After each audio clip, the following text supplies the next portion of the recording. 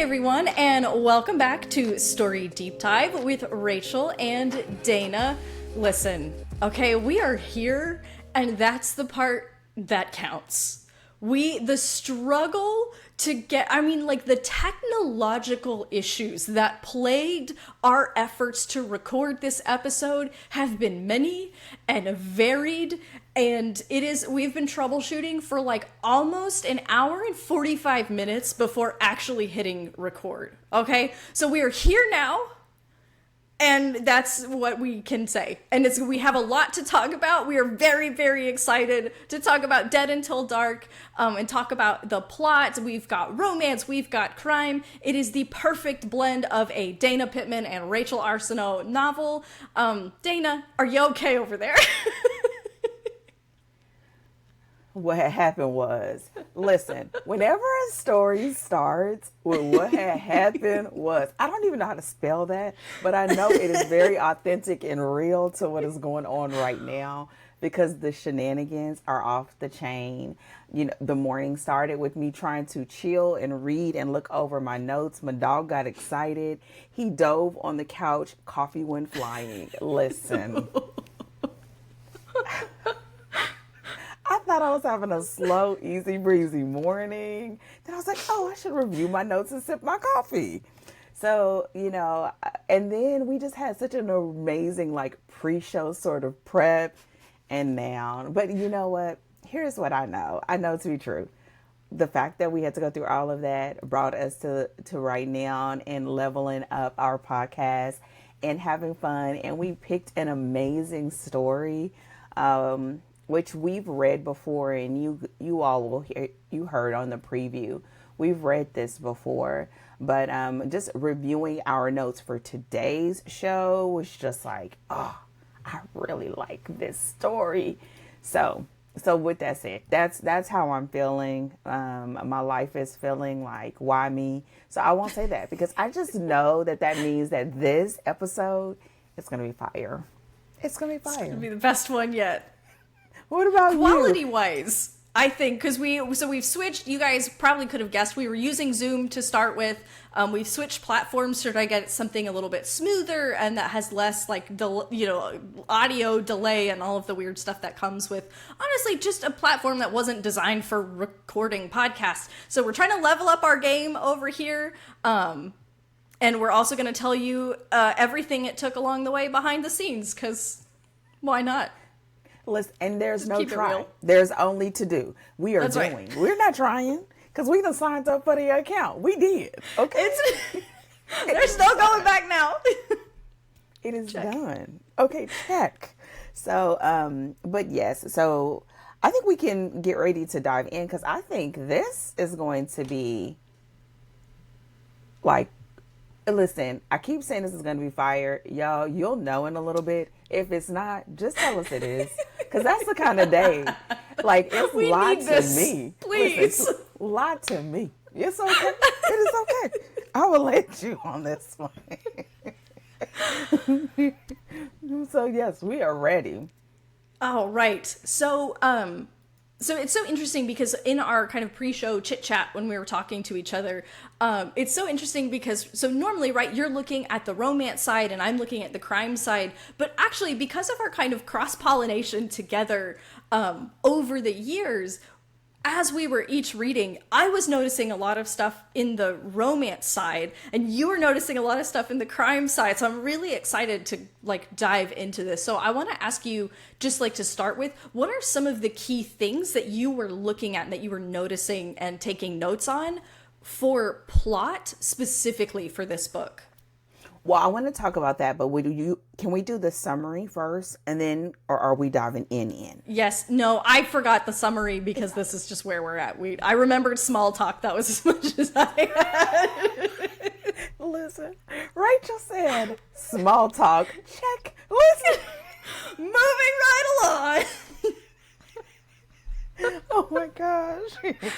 Can I listen, dear listener, dear watcher, one of the reasons we needed to switch from Zoom is because we laugh so much on this podcast, but Zoom Rude thinks that when we laugh, it's noise, and it cancels it, right? Because, Zoom has a noise gate to reduce background noise, which is amazing when you're in meetings. However, it also thinks that when we are giggling together, that's just noise, and I do not appreciate that. And also, it made for some really weird silences and some video of us just going, just kind of like shoulder shaking.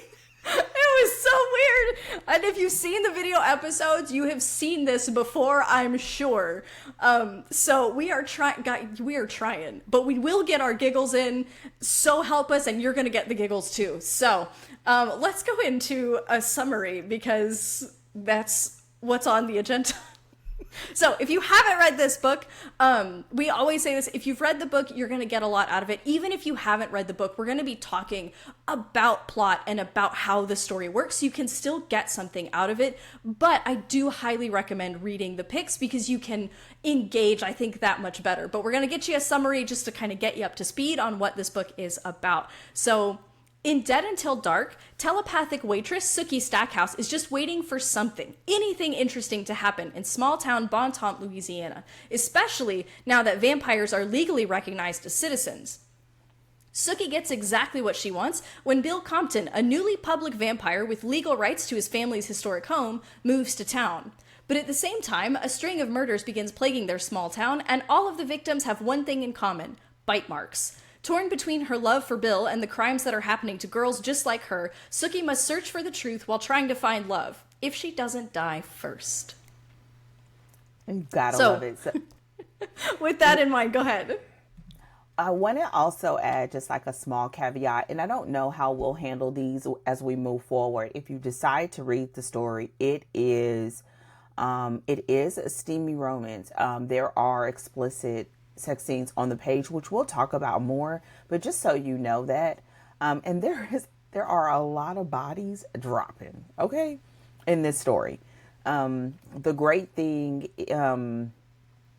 which we probably will talk about here, is like there are some elements that are on the page, but then there are other elements that are not. So it's not gory, but it is present. And so that would just be the minor caveat if you haven't read this story and you decide to, based on hearing this conversation. So some of the things that I was looking for, you sort of hinted at it, was originally I was just thinking, because we've read this story before, I haven't done any sort of deep analysis, and even our treatment of it is it's like we only have one episode to talk about this particular thing. So I thought I was going in just sort of shoring up the romance elements, but then as I was reading, I started taking notice of the crime and the bodies and the interaction and the people, and not just in the sense of how they balance it out as far as characters and moving the plot, but just their positioning and proximity to what is going on when it came to the solving of this investigation, even down to how I think it's, I would say Charlaine. I don't know.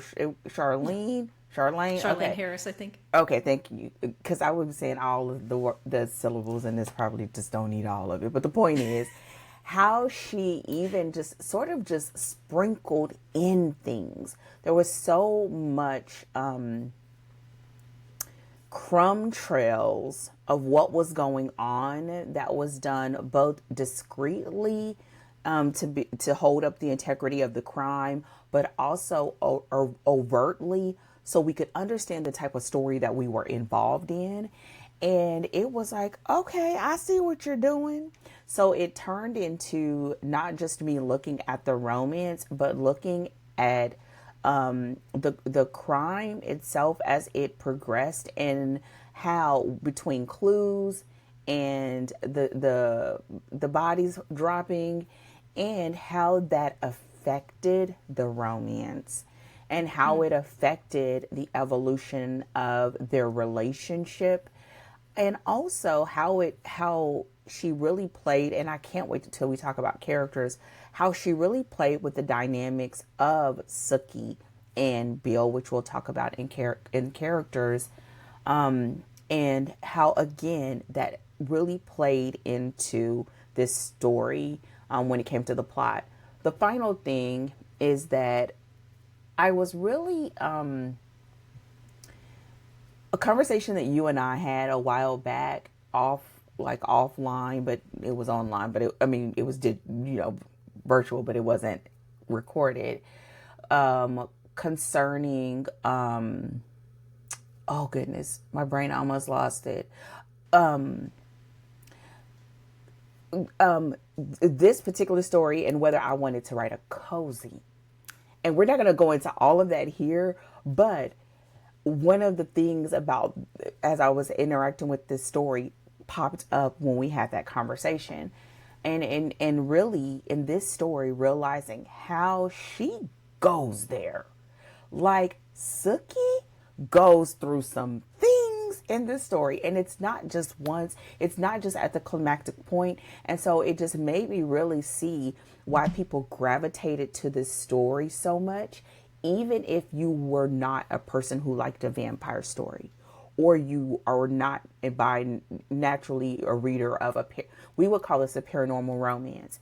And even if you're not, how you could attract so many readers because of the way she told this story. So that was a long way of saying, like, I thoroughly enjoyed this story. You're going to hear that over and over again because we have 4 episodes to talk about the same thing. So I thoroughly enjoyed it. And those were the things that sort of rose to the surface that, of course, directly affect the plot. What about you? Yeah. Okay. So first of all, just reading the story and enjoying it real quick. Does this mean that there's a chance you might still write like a Stevie Cozy mystery? Like, can I compel you to write a crime story? No. And let me tell you why. I was like, if we find another daggone dead body, listen. There's this song. Oh my gosh. It's this Drake song and it's like, hit the flow. Girl, all the bodies hitting the flow. Every time another body was found, I was like, if they found one more body, I can't take it. So the answer is no. And but now I know why. I can articulate why. Ooh, that's valuable in and of itself, right? Yes. So we'll talk more about it. But the point is, I can appreciate the plot and I can appreciate what she did. And it made me enjoy the story, even though I've read it many times. But preparing to talk about it versus just reading it puts you in a different state of mind, just like studying it, right? Because, and this is how we started talking about it originally. You come into it with a different perspective. So yeah, but no, I'm not interested, not even in a little bit. Perfect. I just thought I'd check because you were appreciating it so thoroughly. I was like, is this the check? Because we had talked about it before and you're like, I don't know. No, thank you. That's not for me. And I was like, did I change your mind? Is it maybe for you? The answer is still no. That's okay. But I will say, that's why I was like, I may say I still feel adjacent. I still feel like thriller, suspense, definitely my thing. Mystery, but I know why they overlap so much because you really can attract some of the same or similar people. I don't like the hardcore body dropping. I like it a little bit more in the thriller sense where there may be bodies that are connected to what needs to be solved. But the in this one, You know, what's so interesting about this book to me, because you were talking about people who wouldn't ordinarily read a paranormal romance would read this because it's a mystery. And that was exactly how I came to this book. This book was recommended to me as a mystery. And the person who recommended it to me was like, hey, but also just so you know, like, it's also like a romance. So there's like sex on the page. You know, she just kind of gave me the little heads up. But that's how I came to this story, was as a crime editor, you know, just amassing crime stories and reading different ones. And that's what brought me to the story. And it's what kept me in the story when I was young and naive and new to romance and people were having sex on the page and I didn't know what to do with it. I was like, yeah, but there are dead bodies and clues, so I'm going to stick it out, right? And now, look at me now. I read romance and I don't blush as much. But I do turn the audiobook way down when we get to the steamy scenes. But this story really expertly put together our crime and our romance. So I was noticing, so one of the things about the crime, and this is one of the most important things you can know about a crime story. If you are going to sell your audience on a murder mystery or a crime story, playing fair is so important. Making sure that when we get the reveal of the killer on the page, that the reader can look back through the book and see the clues that you breadcrumbed for them, it is vitally important to reader satisfaction. And we also have the rules of sort of reader satisfaction in a romance that we see all the way through the story. And one of the things that I noticed that I think was really important for your plot considerations is the importance of the fact that this book is the first book in a serial, not a series, right? Like this book is three books and then done, but more of a serial style where Charlaine Harris was just kind of going to write books that were Sookie Stackhouse adventures until she was done, right? So what that means for the way that the plot plays out, for the way even I think that the romance plays out, which I think we should talk about, is really, really important because we do not have the sort of, we get a happy for now. What do you call it? Happily ever for now? Happy for now. No, happy for now. Yep, happy for now. But whether or not Bill and Sookie are going to make it is up for grabs. And that's important for the style of serial that we're going to be, like that it's going to move forward from here. And then the last thing that I just would like mention as a thing that I would want to talk about is the way that Charlaine Harris immediately sets our expectations for the kind of story this is going to be. Chapter 1, there is violence on the page. There is threat of life and death. And what we get, first of all, our lovers coming into contact, and we learn that Bill is really sexy and he tries to pull some of his like hot vampire moves in the same chapter as he and Sookie both essentially get attacked and almost killed in the process. So we have both of these things happening chapter 1. So the expectation for what we're going to see in this book is clear. No one is going to feel blindsided by pretty much anything that comes after that because chapter 1 lets us know there's life and death and also hot vampire romance. I agree. Y'all, we're in the discussion. I think one of the things that she does really, really well is that she sets us up from the beginning. Because one of the things that you said just a few minutes ago was like that, making sure that you play fair. But I think that can feel like, okay, play fair. What do you mean? Play fair in a sense of that you really are, when the big reveals come, that you have set up that payoff.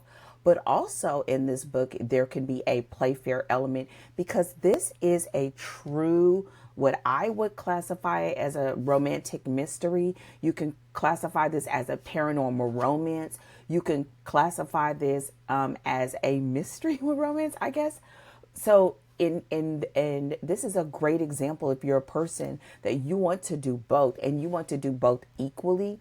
And she does a great job of it, including that chapter 1 setup. And so the plot is laid down. So you know the fact that she says it like my vampire. When my vampire, she already lets you know where we're going with this thing. And to the extent that you are going to encounter violence, right? Or the crime element. Because, baby, when they get it in with that fight with the rat trays, if I hadn't read this story before, I'd be like, wait, what? Because in my mind, I'm like, girl, mind your business. How do you say it? Have several seats. No, Sookie wants to jump in, and Sookie is going to get in the middle of it immediately. So therefore, as a reader and as a writer that is looking at executing a story, something similar like this, even if it's not that you want to do a mystery or even like knocking on a cozy mystery, if it wasn't for the sex and the extent of the crimes, And you just want to look at how well she puts those two things together, and how one is never sacrificed for the other, and how both up the stakes for the other. This is your story for that. Yeah. She does it well, masterfully. So I totally agree with that. So as you were reading, you mentioned that, you were looking at the romance and we're also looking at the crime. I would love for us to sort of talk about some of the elements when it comes to crime that we see that you feel like the story does well, because we've already sort of established that we get both. We get the plot points and the reader expectations for both genres equally. And I will say that if you are a person that's aiming to do that, she does a great job of ensuring that each of those major beat points are, both elements are represented. And I think that's one of the things that can be hard to do, but you really want to do that. But I would love to talk about some of the elements of crime that she does well, that you like referencing and bringing to the surface in this story. And then we can also talk about some of the same or similar things when it comes to the romance, and then where those two areas bleed, right? Yeah. Ooh, bleed. Vampire stuff. I'm sorry. Pun intended. Right. Insert sound effects, but we can't do it on Zoom. Oh, sorry. Go ahead. So first of all, and this is probably going to show up in the preview episode as well, but because of how well she did this, I want to, for our video, if anybody's watching on YouTube, I want you to see, first of all, I have the sexiest Dead Until Dark cover. Like this is, you can see my Half Price Books sticker. I got this ages ago at Half Price Books, and it is the book I am the most embarrassed to bring to the pool. Like I would read this at the pool and I was like, I don't know what people are gonna think about me when that. Just so for the listener, okay, it's like a pale woman from like the nose down to like the clavicle with very red lips, and you can see one fang, and there's a little bit of blood kind of running down the corner of her mouth, and her tongue sticking out to lick it. It's very sexy looking. But what I also want you to notice, if you're not looking at my distracting cover, I marked the romance versus the crime. So the green tabs are crime and the pink tabs are romance. You can see how, like, the spread that we get just from the visuals of this. And what we get, so we kind of lead with the romance foot, with her meeting Bill. But we get, again, the sort of the life and death stakes immediately when we enter into the story because of her fight with the rat trays, and the rat trays trying to drain Bill for his blood. But within the same chapter, like the next morning, we hear about the first body. So we've already met Bill. We've already seen that there's some sort of action or risk going on. And now Sookie's not involved with the case, but someone Sookie knows from town has been murdered, and she just hears about it. But then when we have, like, Sookie gets involved by discovering the next body.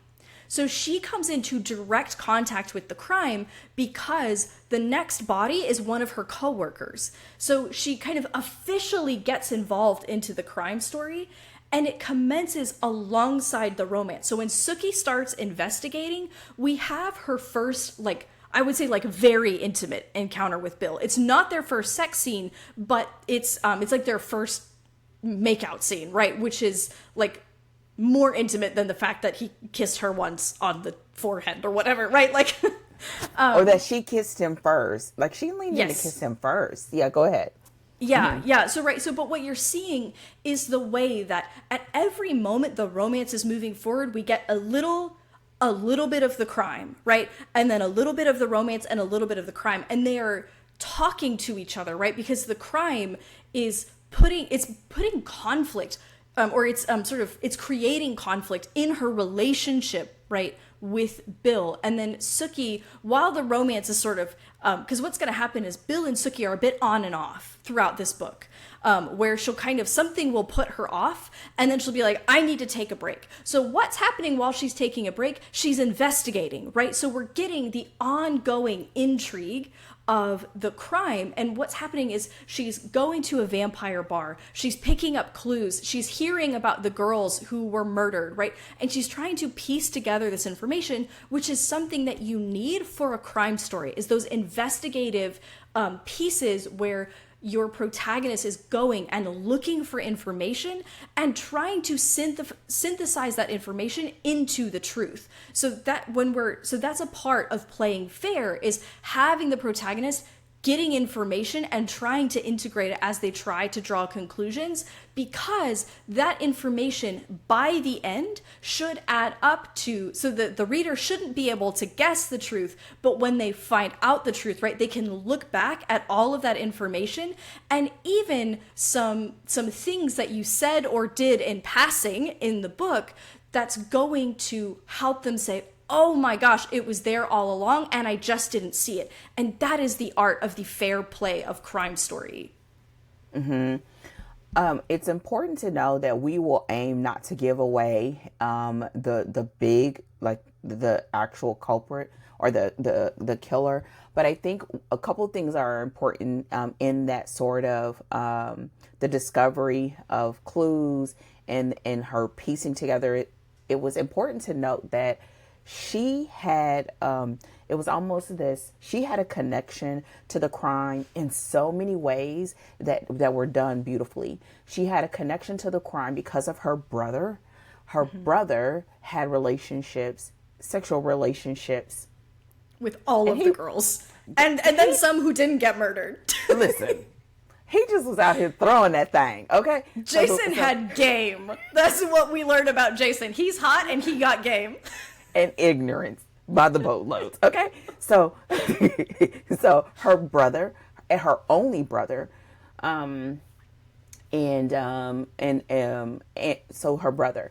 Also, the fact that Bill being aiming to blend in, and one time he says go mainstream, right? I think that's the way he said it, to be a part of a normal society, and is aiming to sort of, in a way, stake his place in the community in which he had original roots to begin with.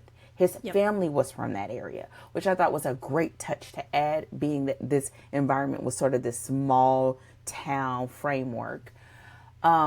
So she had that connection, because as her relationship is growing with Bill, then if there are bite marks or there are signs that there was a vampire that was a part of potentially this young lady's life and death and a sexual encounter, then they're looking at him because he's the most prominent and he's new-ish, right, air quote, to town. The other part of this that I thought was a really great tie-in, and it really ties into so much more when we talk about characters, was the fact that to almost everyone involved, the victims were essentially a cookie cutter cut of who Sookie is, right? Like it is a representation, working at just an odd job, a regular job, low income, almost invisible, and involved with a vampire in some way. And so therefore, they basically, the victims are her, right? And so what you find is that as this story is being told, she's making it so that there are so many tethers that sort of tie Sookie to this, whether she wants to be a part of it or not. And the fact that she is gifted, and that is used in her, that's for her benefit, and that's also to her detriment on so many occasions, that then she just layered this thing so that not only do you have a clear understanding in book one, but you have a beautiful setup for whatever comes after, whatever that is, because she could have taken it in so many different directions. And so I think it's important when you think about this plot, you could find yourself going down so many different rabbit trails, and all of them were done well. Nothing was left unturned unless it's something that could have easily been carried over to the next book, which we've read the next book. But I think did you finish the series? I didn't finish this series. I think I've read 3 or 4 of the books. Yeah, I think you went to 4, and I think I'm on book 3. So I think because we're talking about this podcast from the perspective of writers, that is so important. When you look at the dynamics that she does this plot, and how each of those dynamics touch on a very personal spot for Sookie. Every one of those layers touch on something personal that she's got to work out. And Charlaine, look, I want to call her Charlene, and I know it's not L-E-N-E, but Charlaine, not only did she make it so that it plays out well in the plot, but it also plays out well because a lot of those moments, she ensured that Sookie had to work that thing out for herself. It was nobody but her thoughts, and her coming to a place of reconciliation of who she is and what she is and why does she have this gift and how can she use it and still remain optimistic and still remain herself and a vital part of this community that she loves. So it's just so layered. It's so layered. When you are looking at it from a standpoint of the crime story, do you see the layering the same as being subplots, or all those just all extensions of the crumbs that are necessary to solving the crime? Yeah, I think of those things as layers to the crime. So they're like, rather than subplots, they're just like you said, they're clues and they're contributions to the crime. But basically, because of the way that she curated what those things are, it meant that they added layers to the story rather than just being informational clues, right? So like, rather than it's just like, this girl. So let's just imagine Sookie is someone different altogether. She's educated and wealthy, and she is from outside of Bontemps even, right? And she comes to this case, and it's uneducated girls who are working these sort of like customer service type jobs in relationships with vampires. Well, we can still have a perfectly good crime story of her sussing out the clues and, investigating and finding the truth. However, we get something better because we have Sookie, who's like the girls. The clues she's picking up affect her directly because this is her small town. And I think something that's really interesting, this was a note that I had for characters, but I'm gonna spoil it here. One of the things that you'll notice about this book is when we look at the suspect pool, we don't have a clear list of suspects exactly. Like, if you think about a classic like Agatha Christie, or even a crime story where the investigator comes from outside of the situation to investigate a crime, we have a fairly clear pool of like, okay, these, say 5 people are our primary suspects. In this story, we have some people who are like the police's prime suspects. So we've got Bill and Jason, but we don't actually have a clear pool of who we think could possibly have done it. And that's really important because this is Sookie's small town. She knows all these people. There is no one obvious who could have done it because these are people she's known forever, right? So what happens is, as she's gathering the clues are just adding meaning to Sookie's involvement in the case while still providing us those clues. So I don't think of those as subplots, but I think of them as very well curated, well placed, and well timed clues to really elevate the story to be about more than just the murder investigation, but to actually make it personal to Sookie and allow the story to explore, the way that girls like Sookie are perceived, right? And the way that, right, so for Sookie, and this is something that she says in the story, is like, I get that I'm not educated and I might be a little naive, but I like my job as a waitress. I like what I do, and I like the role that I get to play in my community. And you have no right to look down on me for that, right? And it gives her the opportunity to confront that kind of, I don't know if prejudice is the right word, but to confront the way that people view her, right, in the story, and represent herself and kind of also get more confidence in her place in the world. So, you know what I mean? So it's like, when we talk about things in a story doing double duty, that's how I think about those things rather than as subplots for the crime.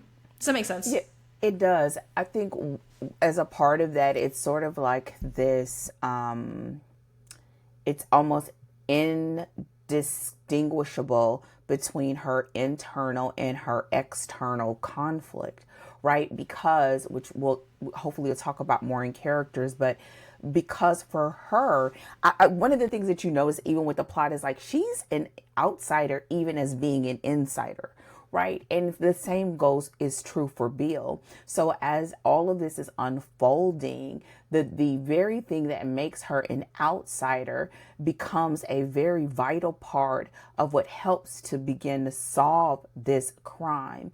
And what you begin to do is you begin to see her grow in this air quote amateur detective, right? Amateur sleuth sort of moment, even to the point where it was like, oh, a detective, right? And even what Bill ends up doing towards the end, like the detective, I was like, oh my gosh, that was so on the nose, right? And I don't know how I missed it before.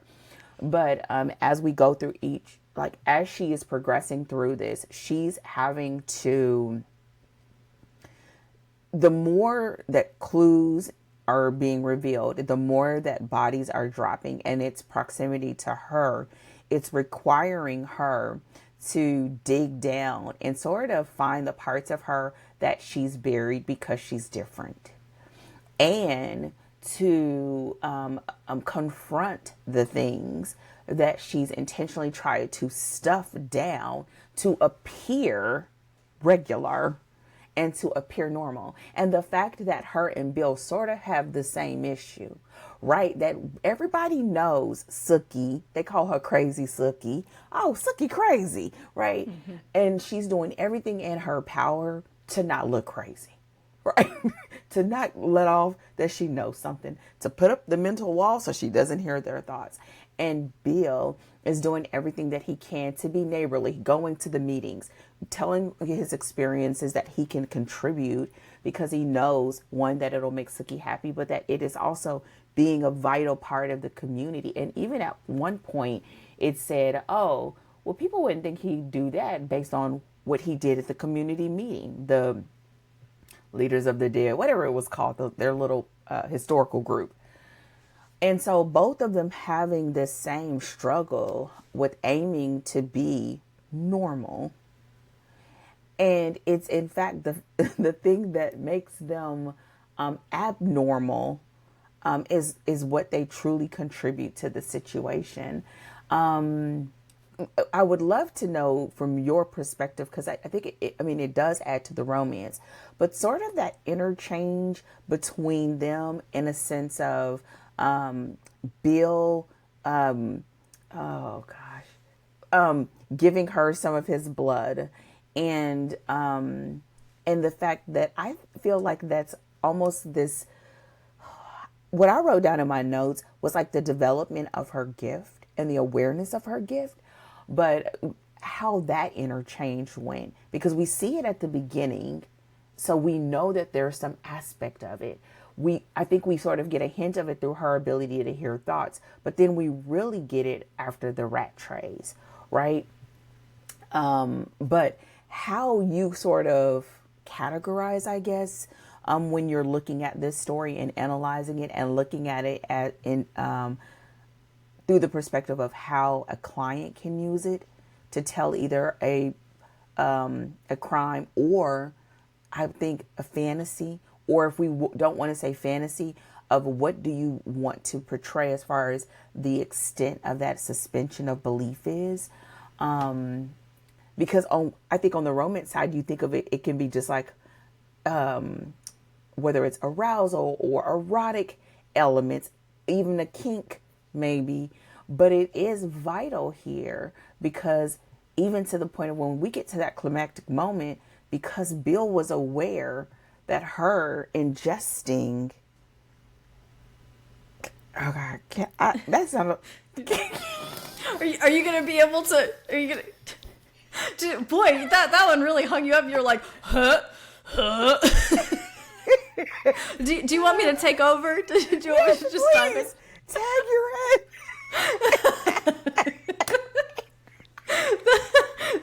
I watched the brain start to go. I know what You know what I mean. You know where I'm going.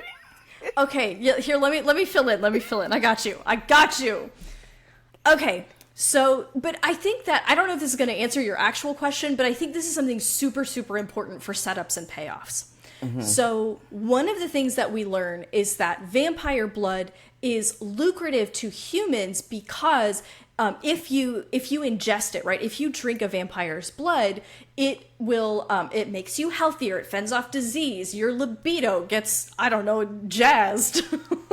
I'm regretting my choice of words so hard right now.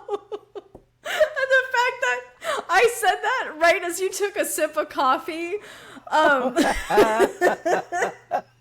This is where all of the hours previous to this podcast are starting to set in a real weird way.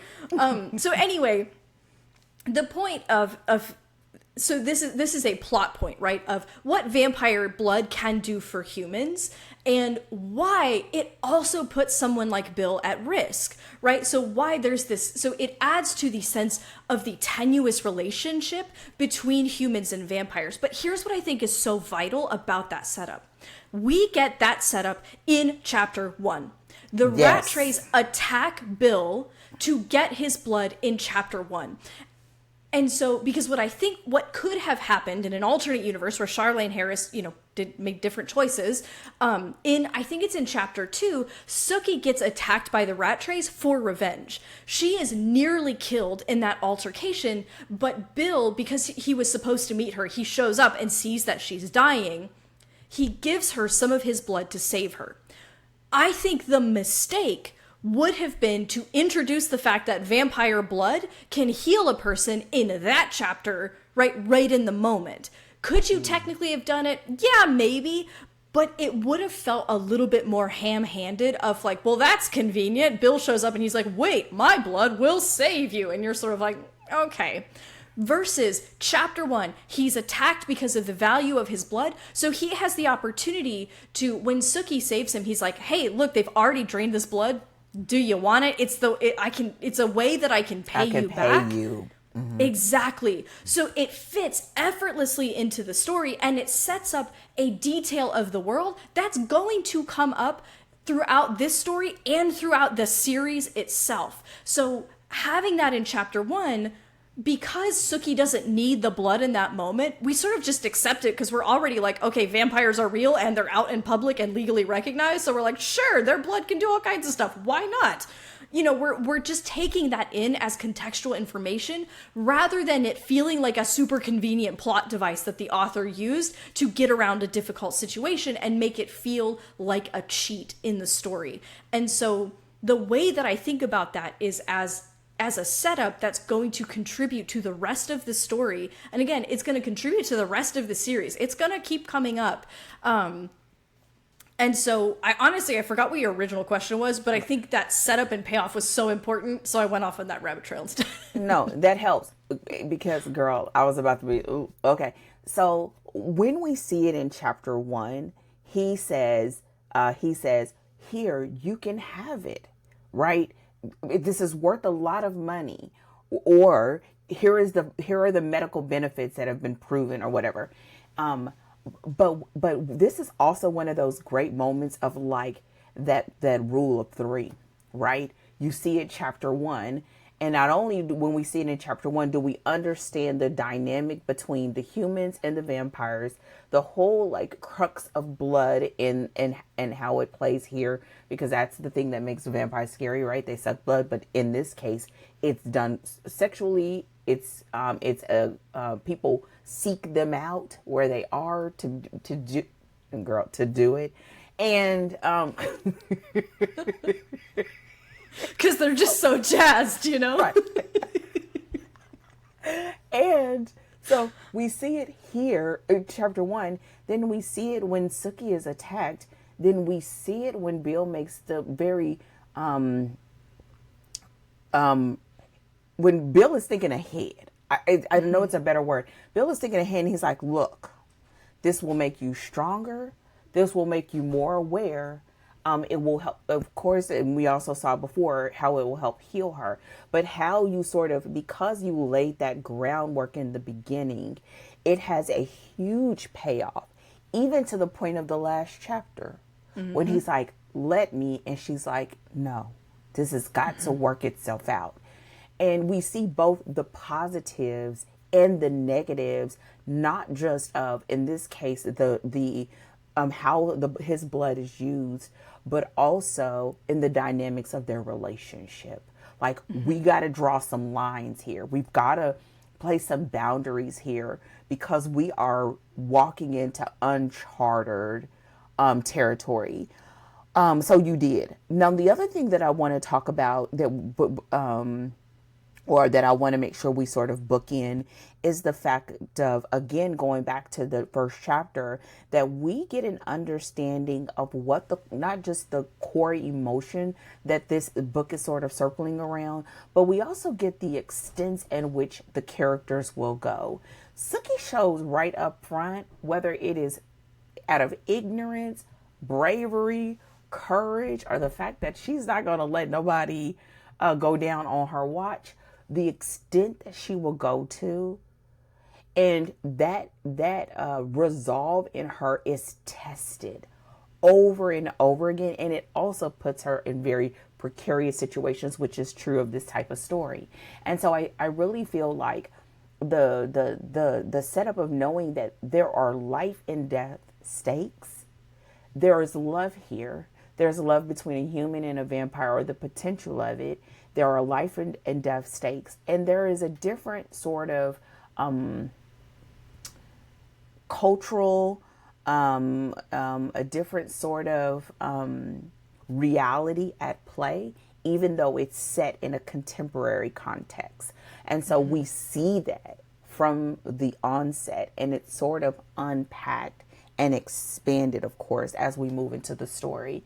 And so I think that is another part that that we get really well and set up out through the story. Were there anything else that you wanted to add to that when it came to the crime? No, I actually was going to say, like, before we wrap up, I want to make sure that we talk some about the romance and the pacing. And the thing I want to just, like, start by saying is that if you are, I think this is true for any, like, even if you're going to do a romantic subplot for a story, if you want it, and this is a fully dual, this is, for my clients who write mystery romance, this is a book I send them to help them calibrate. Are you writing a crime story with a love story subplot? Are you writing a mystery romance? Like, let's position this thing and make sure that we're very clear about what we're writing, so we know what audience we're trying to bring it to. This book is a perfect combination of mystery and romance. But I say this even when you're doing a romantic subplot. Your romantic subplot should be relevant to the story in some way, right? So the main plot of the story should be affecting your romantic subplot, and vice versa. Your romantic subplot should be, adding stakes to or complicating the external story, or your main story plot. And we see that with this book so well, right? Because again, the crime and the investigation, it is both bringing Sookie and Bill together and driving wedges between them as well, because it's bringing Sookie into contact with the other side of vampires, right? Where she has to understand not all vampires are like Bill. This is affecting the case and, her understanding of her own investigation, as well as what's complicating her relationship with Bill, right? And so it's bringing them together, right? It's Bill who takes her to the vampire bar. And it's also her experience at the vampire bar that makes her like, Bill, I need a break from you. I know that makeout was real good, but I've had my fill of vampires right now, right? So it's moving and it's complicating their relationship, because it's also bringing out the prejudices, right, for vampire human relationships, and it's complicating Sookie's like just regular life, right? When her coworkers start looking sideways at her because she's in a relationship with a vampire. So that's always what you want with a romantic subplot, whether you're trying to go mystery romance, like this goes like double, triple if you're going for a mystery romance. But even for a romantic subplot, that main plot is affecting and complicating and escalating the stakes for the romance. So tell me, let's talk a little bit about the romance generally and the pacing. And I want to talk about that, but I want to point to, I don't want to miss something in what you just said.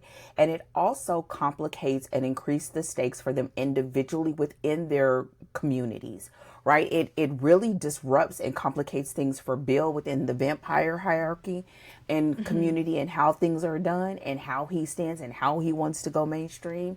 And it does the same thing for Sookie, because Sookie is aiming to be normal. You already are abnormal because we know you can hear our thoughts. And now you are kicking it with a vampire, right? And so you just have all kinds of ways. So for someone that is fighting so hard and doing everything in her power to remain invisible and to just be seen as Sookie, the really nice waiter at the bar at Merlot's, then she sort of like that boat has passed you by, sis. You just might as well go ahead and let it go. But I think it's a wonderful play of how doing something that makes her feel so happy can cause so much strife, and how she has to wrestle with that in her own person of what she's going to do about that. So I want to say that.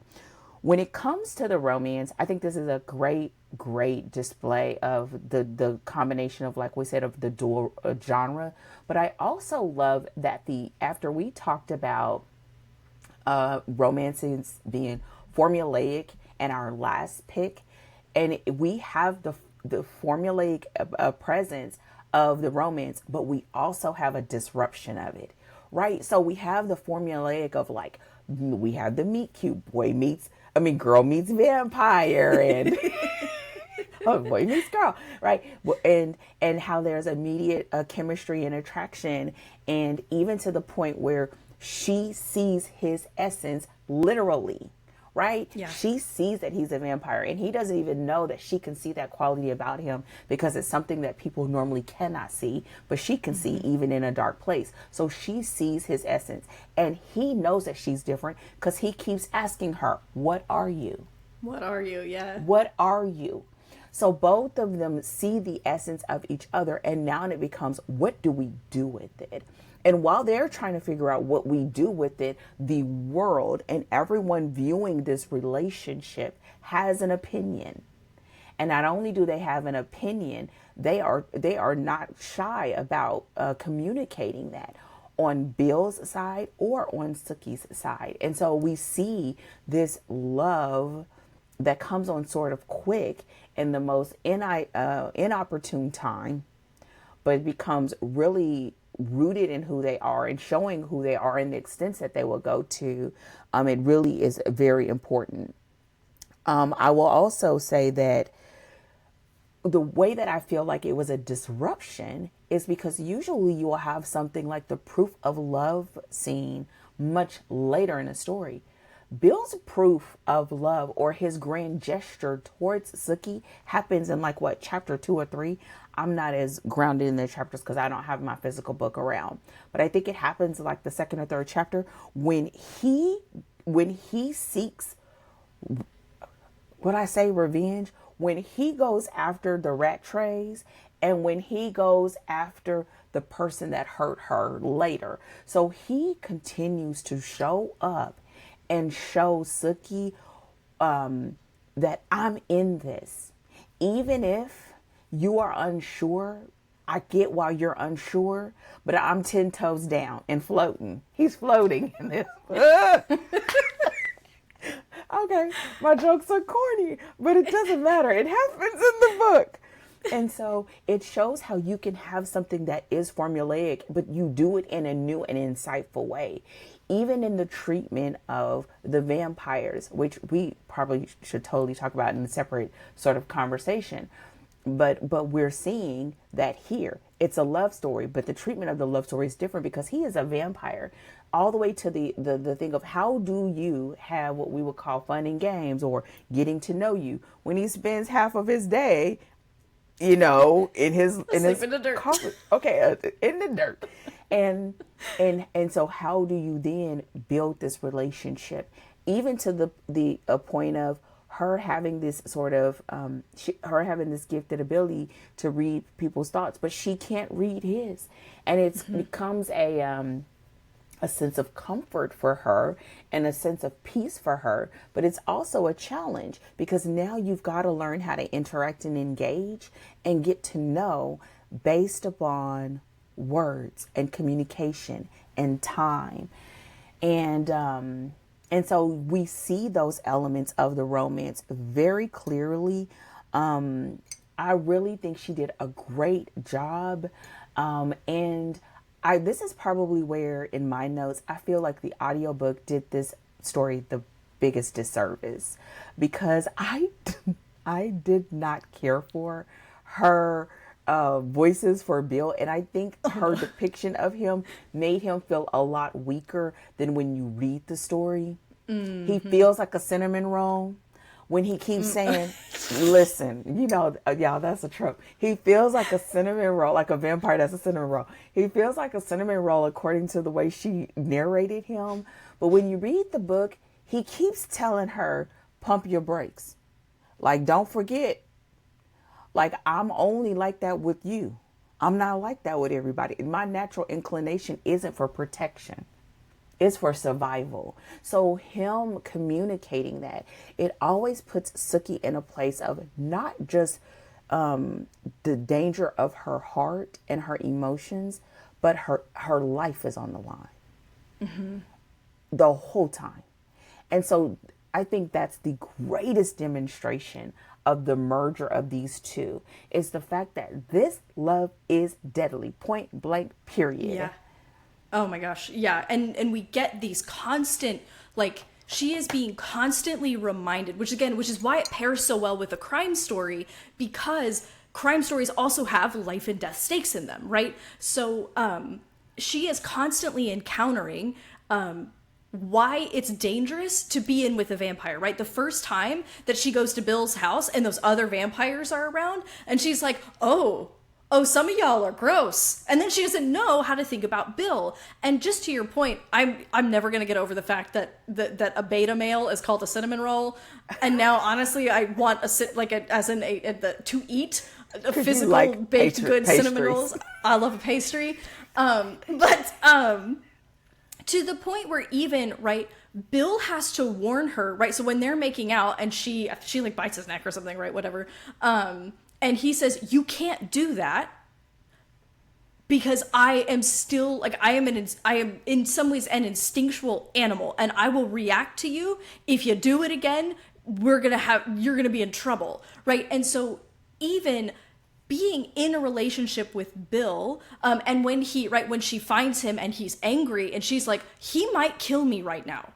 Like, he is he's got that anger and that fire, like, it's kicked in, vampire brain is kicking in right now, and I am not safe, right? So even her relationship with Bill, like, Bill is a danger to her at times. And so I think you're right. I think we definitely, we do get, I don't know how they narrated Bill, but it sounds like they did poor old Bill dirty in the narration, because he really is, he is a dangerous creature, and he's trying to mainstream, but it doesn't make him not a vampire. And I think that that's something that I feel like made this a good paranormal romance. And I say that as someone who's not super into paranormal romance, like, just, vampires and shifters for vampires and shifters' sake, is not my particular thing. But I think that Charlaine Harris layered in meaning to the supernatural element, right? So again, because Sookie doesn't fit in and she's trying to, and Bill doesn't fit in because of his supernatural abilities and he's trying to, and the way that it brings them together and it pulls them apart, it brings them together and it pulls them apart, it adds a layer, I think, of interest beyond just this is interesting because he's a vampire, and added that little bit of additional emotional depth to the choice to make it a paranormal romance. Yes. This is when I wish we would have done an additional episode on world building and themes, because so I'm just going to have to tack it on plot, and I'll talk about it a little bit more. The other part about this story, in a sense of romance, is baby, this could be considered a love triangle like no other. Oh man, and done a love well. quadrangle. You know what? We listen. Could you? I've got notes on that in characters. Listen, okay, come on, we'll talk about it. Yes. Okay. Yes. Carry on. So in the scope of the way that I want to talk about it now is that this is again another great setup, because she made it so that she could have taken this anywhere. The fact that we know that we have shifters, the fact that we know that we have vampires, the fact that we are now, like, Sookie thinks, oh, I am weird and I am odd. But now your odd is actually not so odd, because there's more things that are out there. This is the element that we have chosen to recognize as a society. But there are other elements that are out there that we haven't. And at one point she jokes, like, what are you talking about? Like the Loch Ness Monster or whatever she did, which she sort of made a joke about it. And it's like, maybe. And so I think through the relationships, whether it was the romantic relationships, whether it was the familial relationships with Jason, with Gran, whether it was the relationships with her community, whether through the Andy Bellefleur. Listen, I'm gonna mess up the French names. Okay. Andy Bellefleur. No, I ain't gonna mess it up. And her boss and her work situation, her relationship with her closest friend, if you want to call it a best friend. And so we see all of those dynamics, and all of those dynamics are both her decision to fall in love with a vampire brings all of that into it. It sort of yanks all of that into that life or death stakes of the story. So one of the things that, and I don't have a clear way to communicate this, and if you do, because you're really good with words like that, I'd love to sort of get a really good understanding of this.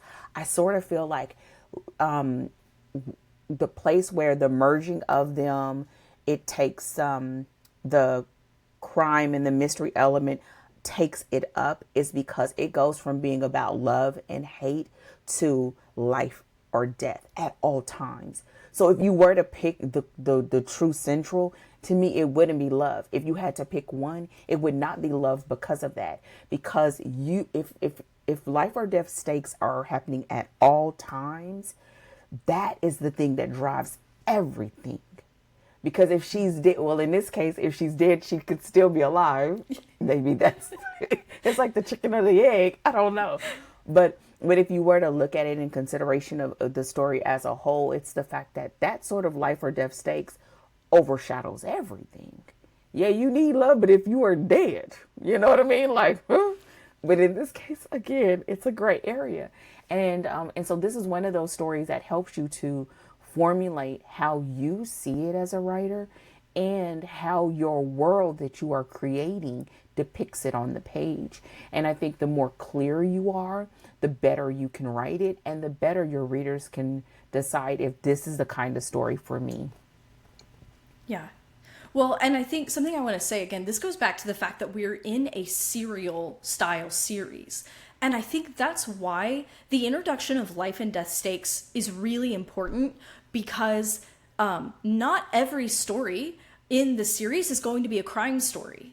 A lot of them, they'll sort of have a mystery, but it won't be like a crime. And so introducing the life and death stakes sets the tone for the series, so that what you know is that we're kind of in an adventure series. We're in like a sexy adventure series is almost how I would describe it, because we're gonna have like that love triangle that gets introduced. It's introducing us to the fact that this thing is far from over, and Bill has some competition out there, and boy does he have competition. And he has not just competition, but compelling competition, right? Mm-hmm. And so it's not like, you know, a love triangle where it's obvious who she belongs with. We are getting all kinds of different kind of players onto the field, that knowing that there's going to be more books, and we get that, right? The ending tells us, again, this thing is not over. And so I think that having that kind of overarching sense of life and death stakes leaves it open so that the future books aren't locked into being crime stories, but they're always going to fall into life and death is on the table, because that's the nature of this world, right? She's getting sucked into the supernatural world, and the supernatural world is dangerous. She's hoping to find love along the way, but that's going to be complicated by the fact that she might die at some point, right? And so I think that that's where those stakes become essential to that serial, and setting up so that Charlaine Harris has a lot of freedom within the series to kind of do lots of different stuff, as long as she's kind of staying inside that arena of life and death and those high action stakes. And essentially what she's saying in English is that the promise that she made to reader in book 1 holds true all the way through to the end. And yep. You are absolutely correct. Like, essentially, even as you were saying that, it's like that life or death becomes this umbrella. And I think what this also says, which, is so yummy to me, is this is where you can help yourself if you're a person and you like to dibble dabble in this and dibble dabble in that. It's like set up your umbrella. Make that umbrella nice and secure, so that they know what they're going to get, but you can do all these things underneath the guise of that umbrella. And also with that, I would say, don't check out of this story because it is a vampire story, because you will really miss out on a great opportunity to see the dance of how this story unfolds. So whether you decide you want to do it with humans, or you want to do it where it's a difference between a civilian and an FBI, or if you want to do it in the context of military, or you want to do it in the context of a small town, or there are so many different opportunities where this layup can be a slam dunk. And so it just so happens that she utilized the supernatural world as her context, right? Of like people being, okay, we're okay with this kind of crazy. Well, then that means you're going to go ahead and open the door to all the other kind of things. And I think it's done really, really well, because it's all wrapped around this question of, I like to say this, where, laws don't change hearts, right? And in this case, it's like the law of accepting the existence of vampires because some sort of medical things have been put in place to protect humans did not change how people saw them. Yes, you had the legal right, but that did not change the dynamics between vampires and humans, nor did it change the dynamics between humans and vampires. Like, it goes flip-flop, right? Yeah, it's not ways. Just humans. Exactly. So look, I'm like, flip-flop. It's flip-flopping. And so I think this is a great story for that. And that's why you can find yourself reading it again and again and again. And this really would be a masterclass of not just crime, not just love, not just bringing them together and telling that story, but also in all the other elements that we've talked about and will continue to talk about throughout this podcast. Yeah, absolutely. And I just want to say, this is another one of those books that I have all my crime clients read, because it's a great example of having your killer on the page and having where the reader has no idea that they're there, and fully delivering on the satisfaction of the reveal of who that killer is, and realizing that the clues were right under your nose the whole time. And this is the brilliance of this story. Sookie has specific investigative moments. However, we are getting clues about the crime even when Sookie isn't meaning to investigate, when she's not doing it on purpose. And that is a huge aspect of hiding your killer in plain sight. And this is a great read for going through, reading it, experiencing it, and then going and being able to backtrack to see how she did it, because she does it, and she does it very, very well. So with that in mind, you know, we're kind of coming to the top of the hour, or whatever we're getting to time. Are there any other you know, sort of takeaways or questions you would suggest a writer take away when it comes to plot and this story, or a story like this? Great question. I would just say in general, would be the type of story where come into it with an open mind. If you love this sort of story, and you love paranormal romance, because we know the evolution even of that term is fairly recent. But if you love that sort of story, then you're going to love it. You're going to love it. But don't close the door if that's not your thing. If you're not looking for vampires that got a little sparkle to them, you're just going to have to overlook that, because the other things just like totally outweigh that. I think another thing is this is a great story for the hiding your killer in plain sight. And man, does she do this. And man, this chapter one, you could just spend forever just on chapter one. Chapter one. And that when it comes to the love story, I think this is a great example of having a story that really is driven by a singular protagonist, but the growth and evolution of both the protagonist and the love interest is vital to the telling of the story. It is vital that we look at how Bill is transforming, even though the story is never told from his point of view. And that is a specific choice that you make. And that's where this really does almost, you know, matches pace with like a cozy, right? Because of that, like it's just from her point of view. So it is a great love story in that.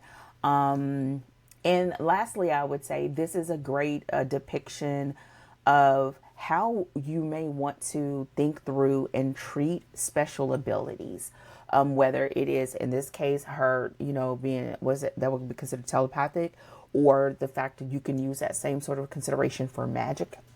You can consider that same sort of thing for someone just having a special skill set, of how it is both a gift and a curse, right? It's a pro and a con.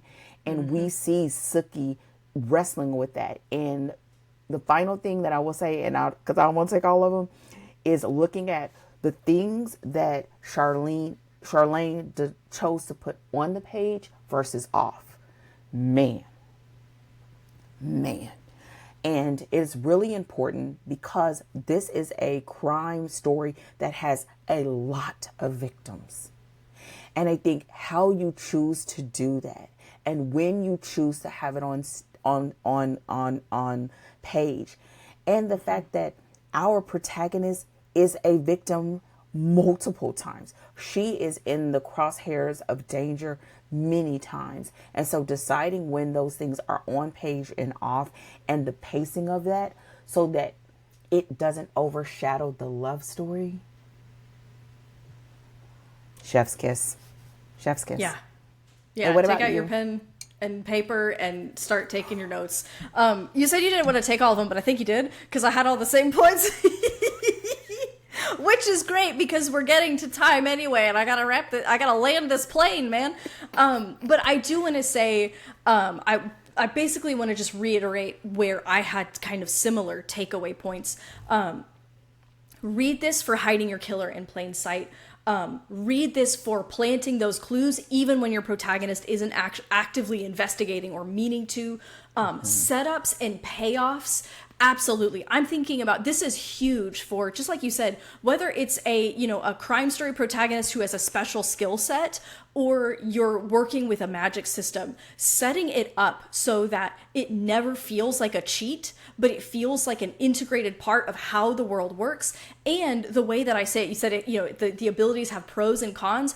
I always say you want that magic or that ability to provide obstacles and opportunities. We want to see both of those things at work, because that's how you can take something even as sort of as dramatic an opportunity as vampire blood and turn it into something that is an integrated part of the context that actually feels real, that contributes to the story and the suspension of disbelief, and doesn't just feel like something the author is going to pull on when they need an easy way out. Because it's really easy for very powerful creatures or abilities to leave that impression with the reader where it just kind of feels like the cheat that you can always rely on. So having those cons or those limitations and those obstacles to powerful forces in the world is vital to the suspension of disbelief and to making your story just interesting, because now you're looking at how the protagonist is navigating both the limitations and the opportunities of whatever that ability or feature is. And that's more interesting to the reader than how cool the feature is. It always will be more interesting to the reader. And I talk at length about this when I talk about soft magic systems. So I'm sure it's going to come up at some other juncture, but those are some really key. Oh, and the last one would be, if you're thinking about a serial style, like novel series, this is a huge resource in doing book one for a serial and setting up that, just like you said, that umbrella, and how you can kind of create a serial style that closes, right, that wraps up book one, that fills your romance requirements, that fills your crime requirements, introduces life and death, and sets you up for however many books you want to, kind of have the adventures and misadventures take place within. I want to add one more, because I know you're about to close us out, but I did not want to forget this. I think the fact that the blood element could have been a kink, because that is how the victims even saw it, but that there was a substantial reason to have consideration for it. So the fact that the medical things, the fact that how the humans saw it, the way that vampires saw it. So it took something that could have been relegated straight to a kink to being something that was a vital part of a lot of how this story played out, right? And especially when it came to the victims. And it was a lot at almost like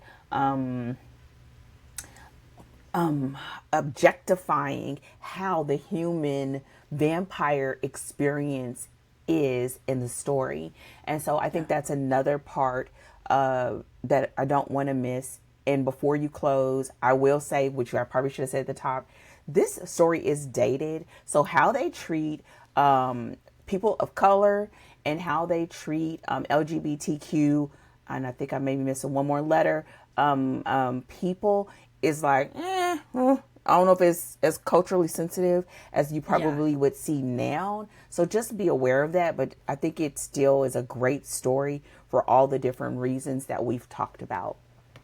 Yeah, no, absolutely. And that's definitely an important thing just to note of, like, I think this was published in maybe 2005. And so the understanding of sensitivity, the execution of sensitivity is just, it's 20 years old, 20, and it reads like it, so just, be advised, be aware. And if you can sort of take that with a grain of salt as best as you can, there's a lot that you can pull from this book. Now, I will say one thing that's interesting about it is that she attempts that sensitivity. Like, she actually attempts to do that, that representation well for the time that she's trying it, right? I think the word choices that you say here is important. I don't think it's the sensitivity. I think she went for the diversity. She did that wonderfully, because she has where there's it's multicultural cast that have a part in it, and that's a regular part of it, and she's very aware of including them and having the diversity in both, whether it is ethnicity and also gender identity. but it would still have whether the sensitivity context of how the choices of words and how they are identified, it is dated. Yeah, no, that's a great point. Thank you for that clarification. I wouldn't call it sensitive, but the effort toward diversity is happening. Yes. And it's a 2005 effort, and we can feel it. We can, you know. Yeah. So thank you for that. I think that's an important mention. So we're going to go ahead and wrap it here. We're already over time, so we'll go ahead and call it a day. But thank you guys so much for joining us, for hanging with us through the giggles and the struggles.